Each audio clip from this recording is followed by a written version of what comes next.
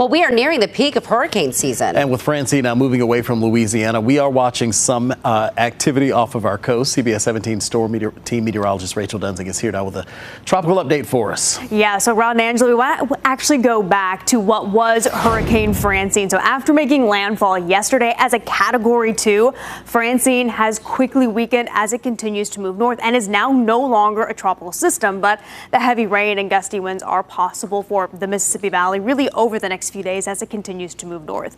We're going to have some rain thanks to Francine, but we are watching another area off our coast like we already mentioned.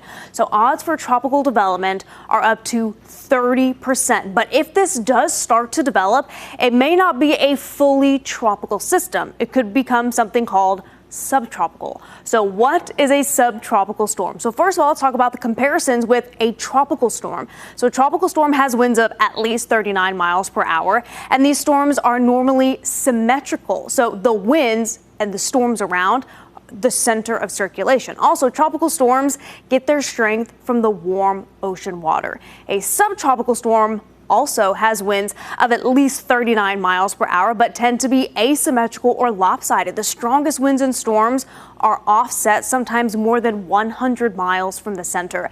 Now, this is the biggest difference. Subtropical storms typically form on dissipating fronts. So this means they get their strength from that change in temperature and or pressure, not necessarily from the warm ocean water. Yes, it can be a little bit confusing, but for us, it really doesn't matter if it forms into something tropical or subtropical. We could get rain from the system either way. Now, one system that could very well be our next tropical storm, Tropical Depression 7. It could become Tropical Storm Gordon either later on tonight or sometime tomorrow. But fortunately, if it does become Gordon, it's expected to be a fish storm or a storm that stays out to sea.